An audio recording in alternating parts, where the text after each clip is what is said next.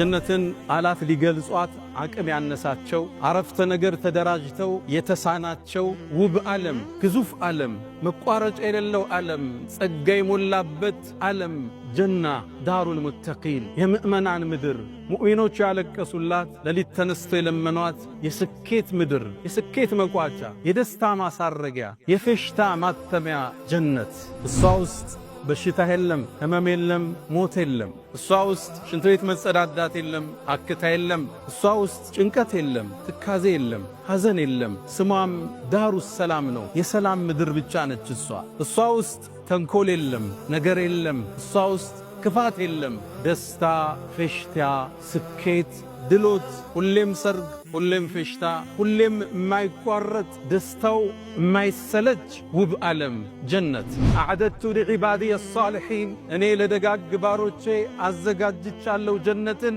ማላ ዐይኑን ረአት ዐይን አይተው ማታቀው ዓለም፣ ወላ ኡዙኑን ሰሚዐት ጆሮ አዳምጠው ማታቅ፣ ወላ ኸጠረ ዐላ ቀልቢ በሸር በሰው ልጅ ልቦና ውስጥ እንዲህ አይነት ዓለም አለ እንዴ? እንዲህ አይነት ምቾት አለ እንዴ? ብለው እንኳን በልቦናቸው ብልጭ ብሎ ማያቅ፣ አስበውት ማያቅ፣ አልመውት ማያቁት ውብ ዓለም ለደጋግ ባሮች አዘጋጅቻለሁ ይላል አላህ። ስለ ጀነት ስናወራ ዱንያ ላይ የምናያቸውን ዕቃዎችን ብንጠቅስም ከጀነት ጋር ይገናኙ ስሙ ብቻ ነው እዚህ ላይ ያለው። እዛ ነው አብዱላህ ብኑ ዓባስ ለይሰ ፊል ጀነቲ ሸይኡን ሚማ ፊ ዱንያ ኢላ አልአስማእ ነው። ጀነት ውስጥ የተጠቀሰ ነገር ዱንያ ላይ ካገኘ ስምን ያገናኛቸው አይገናኙም። ውበቱ፣ አይነቱ፣ መዓዛው፣ ጥፍጥናው፣ ስያሜው ብቻ ነው የመጣው። የመጀመሪያው ወደ ጀነት የሚገቡት ቅፍለቶች አላ ሱረቲ ቀመሪን ለይለተል በድር ሙሉ ጨረቃ በሆነበት ቀን ጨረቃ ክቡና ደምቃ በምትታየው ብርሃን ፊታቸው እንደዛ ያበራ የሚሄዱ ሰዎች አሉ።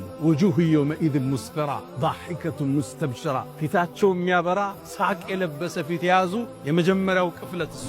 አላ ሙሸምርን ሊልጀና እናንተ መሃል ለጀነት የታጠቀ የለም አሏቸው። በአላህ ይሁንብኝ አሉ። ጀነት እኮ ኑሩን የተለእለእ የሚያበራ የብርሃን የተንቀለቀለበት ዓለም።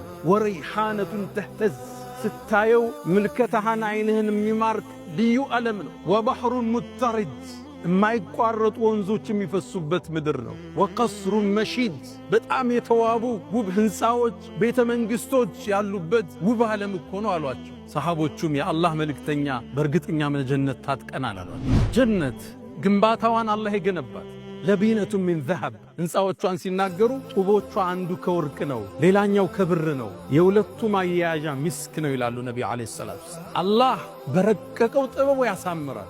ሙእሚኖች ተሳካላቸዋል ጀነት ናት።